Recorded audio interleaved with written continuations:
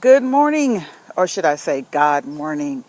This is Jewel, and I am on my awesome daily walk, shaking off the dust from the previous day, getting my mind straight, regulating my mind and my heart, and giving back my need for control back to God, realizing that God doesn't ask me how to put the sun in the sky or how to put the moon, hang the moon in the sky. God does not ask me how to allow Niagara Falls to flow every single day of every year.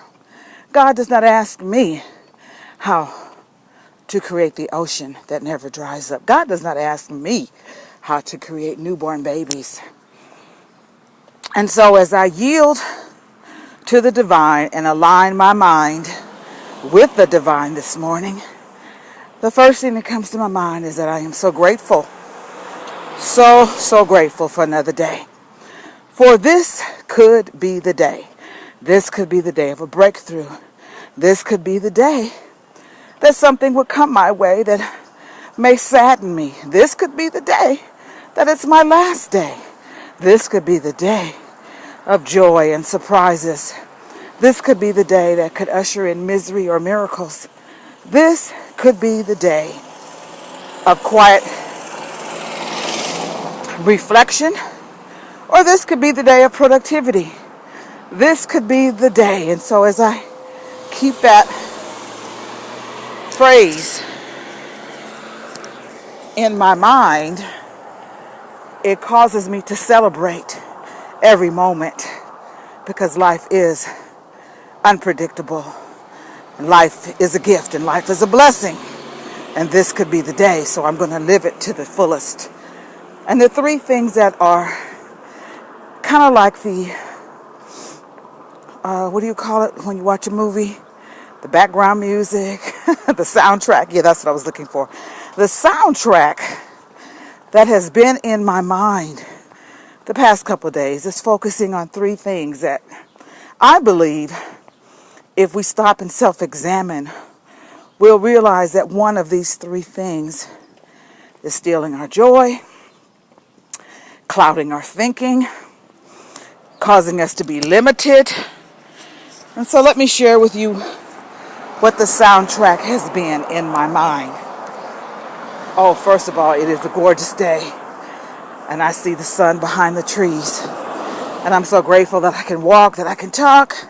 So grateful to have a home, so grateful to have a life, so grateful I can breathe, so grateful I pressed to get out of the bed to have some physical activity and burn some calories.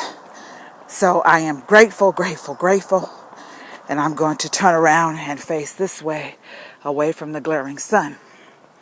But I am going to share with you the soundtrack that has been in my mind and helping me to reevaluate and reflect on my thinking, my actions, my beliefs, my hindrances, my habits, my hurts.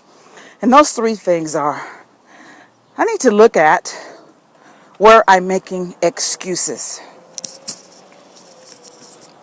Yes, excuses. I can't do it because they won't help me. I'm too old. I'm too fat. What if it doesn't work out okay? I've been rejected before. This is not the right time. I don't want to do it by myself. It's too hard. I need to take care of other things first. I need to line the ducks up in a row. Do any of those things sound familiar? Excuses. So I want to encourage you to join me today in letting go of any excuses, because I believe the root of excuses is fear. I'm going to stop at the stop sign just as I come to a crossroads. You know, that's what we should do in life. When we come to a crossroad and we're not quite sure what direction to take, we need to stop. We need to stop and ask God to guide our steps before we move forward. So the second thing that I've been hearing in the soundtrack of my mind is expectations. Yeah, we should have expectations of people to do the right thing. We should have expectations of people to do their job. We should have expectations of people to be loyal. We should have expectations of people to do by us the way we do by them. But that is not always reality. And I find that when we are so tied to our expectations, when we are so vested in what we want to happen and they don't happen, it causes for a great fall, great disappointment, great hurt. So I have learned to regulate my expectations, keep them grounded in reality, and only expect from God and only expect from myself. Jewel, are you doing better than you used to do? That's where the expectation needs to be. Not to have unrealistic expectations of family and children and friends and husband and people. Just learn to expect the best from God and expect the best from myself and give room for grace and flexibility and human error.